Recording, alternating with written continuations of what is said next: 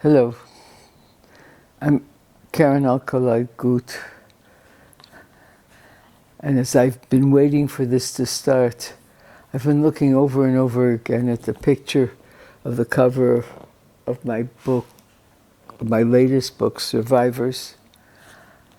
I look at the people and I think of those who didn't tell their stories, who didn't manage to, who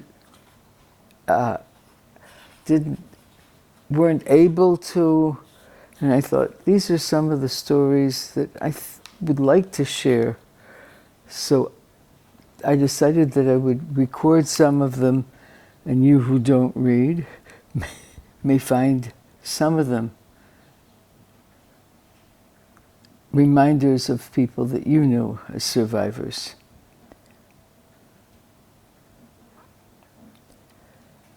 Memorial. When they tell you to remember, they mean there's a possibility you might forget. But within me are brothers and sisters who were never born. It has nothing to do with memory.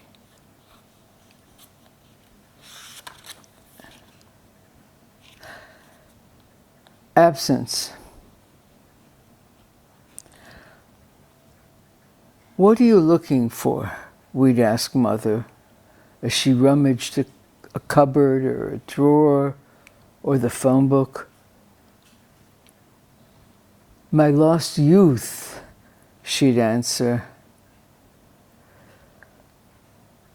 absent-mindedly, having forgotten whatever had occupied her mind when she first began to search. The bombs, the soldiers, the streets covered with bodies, the story of the children smashed against the wall, her babies washed down the drain in the bathtub of Danzig. They were always right there, in the cupboard, the drawer, the book next to the telephone.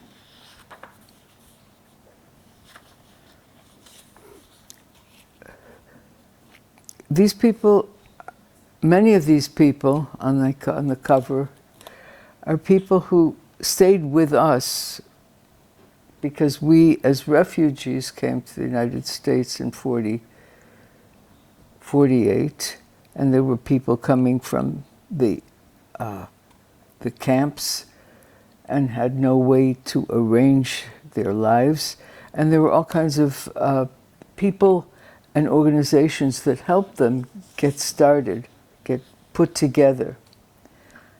I knew nothing, and I still know nothing except as a little child. But one person I remember is the man who helped us find people, who helped people find homes. Housing refugees. I remember his wrinkled raincoat, a mole low on his cheek, and the Hershey bar he brought me each time he came to talk with my parents. I'd sit on his lap, a rare trust for me, until they would close themselves up to whisper in the dining room. All I knew was his name was Sam. Each time after he left, a strange family would appear to live with us for a while and sleep in the rooms in the attic. One, perhaps the first, stays in my mind, unmoving like a snapshot, fading at the back door,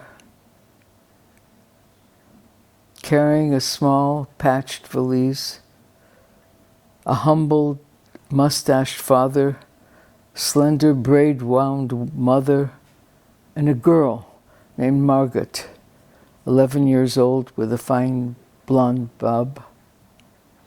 But I could learn nothing more. She paid me no attention, perhaps because I spoke no German, and we were not of their class.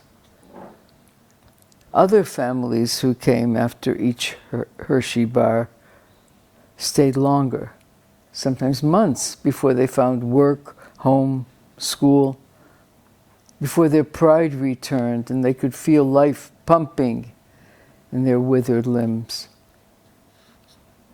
"Do not disdain me," the toothless old woman cried when I was old enough to jeer, her bald head covered by a slipping scarf.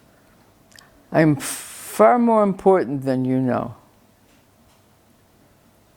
I was probably 12 and tired of the foreign language women who continued in their old ways in a new land, tired of the tales of greatness in rags.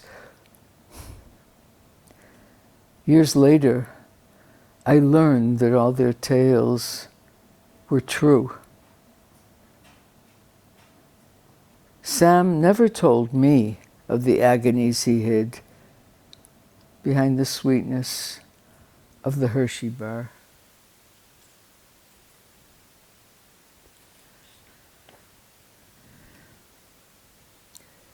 Their tattoo.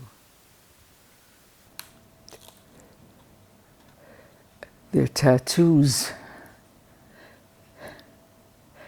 At the annual picnic of the New Immigrant Society in the park shelters at Ontario Lake Beach, where all the children went to swim, I disguised my fear of water and assuaged my boredom by concentrating on organizing the numbers exposed to the sun on the refugees' arms into some kind of arithmetical sequence. I knew enough to be discreet, counting the history of their agonies without looking directly at the tattoos. But their arms were bare, exposed, as they sat telling indiscreet tales around the samovar and the hill of sugar, and they had nothing to hide from one another. Now I cannot remember a single cipher except the number 1 that looked so much more fundamental than what we learned in math class.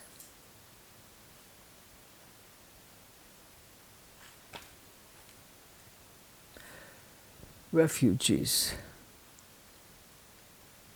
My parents would never go back to Lida. For them, it was a grave, an open pit they had escaped once that would swallow them whole should they ever draw near. There was nothing she could tell me without crying, even about the house in the marketplace, the chickens in the yard, the synagogue next door for which grandfather would wake the neighbors, banging on the shutters. Prayers, Jews. And my father, too, said nothing, even though their parents lived next door, and the grandmothers met on the doorsteps each dusk to share their moment of air.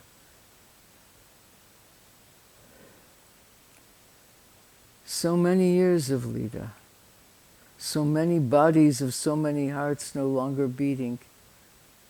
Rarely was any one name on the lips of my mother without all the others pouring from her eyes. And for me too, it is impossible to return and not to.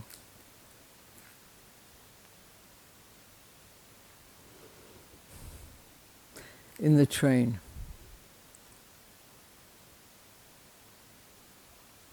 The baggage in the cars bump against each other.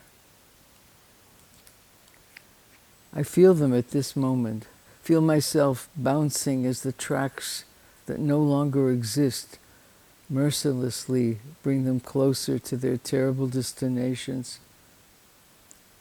At this moment, the cold enters my bones from the wind between the cracks that let me peek at the countryside I am leaving forever. That cold remains. That poem was about a visit to the Museum of Science in Berlin.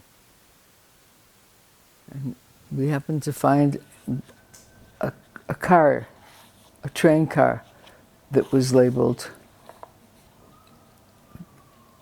I can't even say it. And I went in and I felt it moving, and I felt it taking me.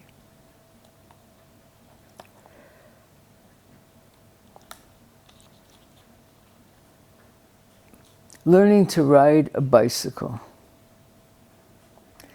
Ignaz would trot behind my roadmaster as I tried to grasp, very slowly, the principles of balance. I would envision his carefully combed hair flying behind me as he raced along. But I forced myself not to look, not to see his hands, 2 fingers on the left and 3 on the right, not to think of how the punishment of severed digits must have felt. For days, for miles, he taught me to ride. Mangled hands grasping the shiny bicycle, breathlessly shouting at me to focus on the road, while as much as I longed to fly free with my bike, my wobbly body remained with those fingers left behind on the ground.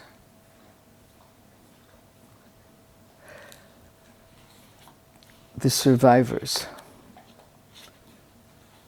To my uncle, the hut where they lived with its modest backyard was an entire estate. With a single gesture, he would include the whole corner plot, the vegetable garden, the loquat trees, the oranges, the fact that he had taken a wilderness and tamed it to produce. Then he would wink at me to accentuate the wonder that he had overcome the horror that seemed their only destiny in the years of the camps.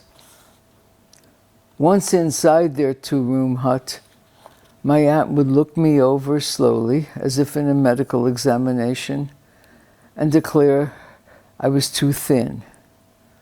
There I would stand on the bathroom scales, flanked by uncle and aunt, ashamed I had not eaten enough to fulfill my obligation to be strong for my people.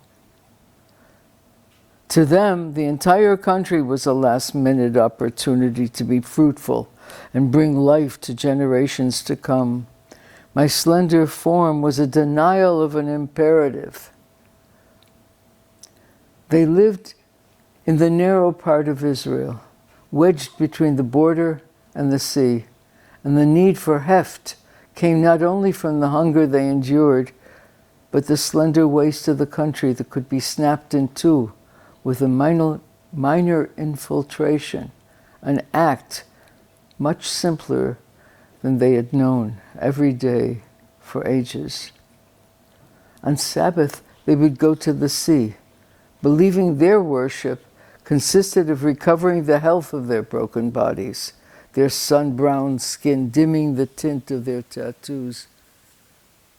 In the evening, they would sit in the garden, eating the fruit of the trees planted when they arrived as refugees. They would eat with gusto and urge me to join in.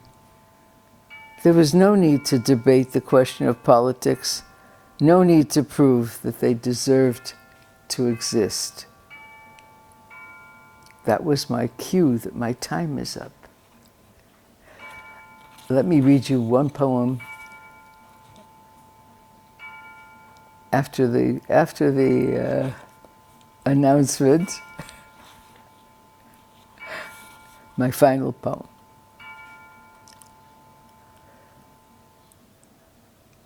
I am still looking for my cousin. The name of the poem is The Search. I am still looking for my cousin, the one that was away at school and escaped the slaughter. He wrote my mother from Dnipropetrovsk that it was dangerous for him to send letters. But someone long gone told me he had produced 4 sons And they, too, must have had many of their own.